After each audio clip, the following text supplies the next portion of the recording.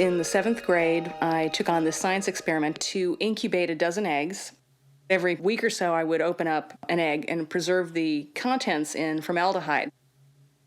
It got more and more gruesome for me. I elected to hatch 4 eggs that were remaining. It was magnificent seeing these little creatures push the egg cap off and crawl out. They all turned out to be roosters, which is not a good thing. They were all vying for my attention as the hen.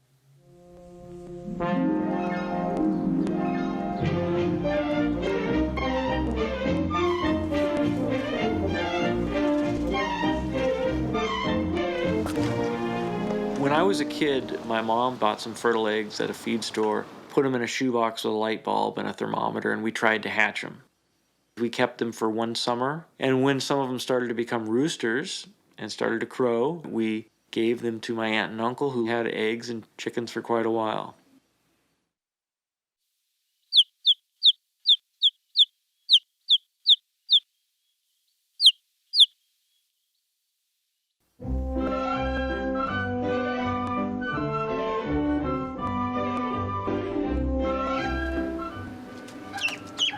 We get a lot of chickens, I think, for being San Francisco.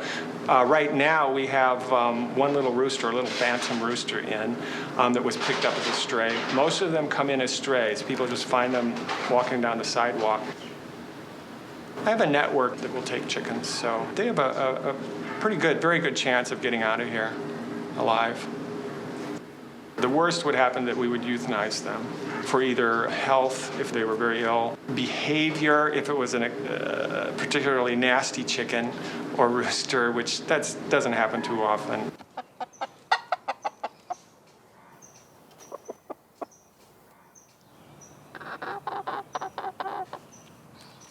It was kind of fate. I was walking down 18th Street on my way to work and passed a garage door for an apartment building that was open. Miss Moneyhenny, as she became known, walked out the door. And I wasn't quite sure what to do. You can't exactly let a chicken out on the street, and yet clearly that's where she was headed.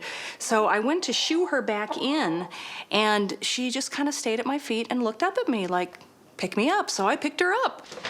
I put her in a little box that looked like it might have been her house and left. I started hanging out around this garage to see if I could find anybody who knew anything about this chicken. Finally, I did reach somebody. I found somebody.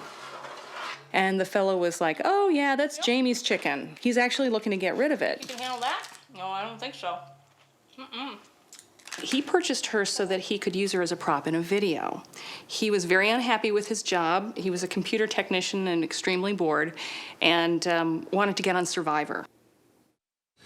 Hi, my name is Jamie. I'm strong, I'm athletic, and I got some smarts. Those are the things that are going to help me win on Survivor. Check out the rest of my tape. Thanks a lot.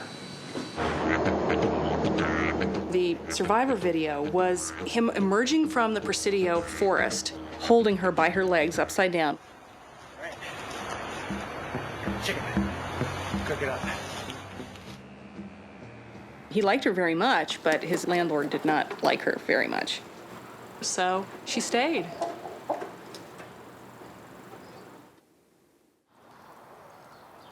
I think chickens are a great fit in the city if you know what you're doing. They lay eggs, they eat bugs, they scratch around and cultivate the ground, and it's organic, or as close to organic as you want it to be, depending on what feed you buy. And then they're just fun to have, out making manure for you. One of the key things for me is adding something to the garden that works with that ecosystem. They're pets as a side note.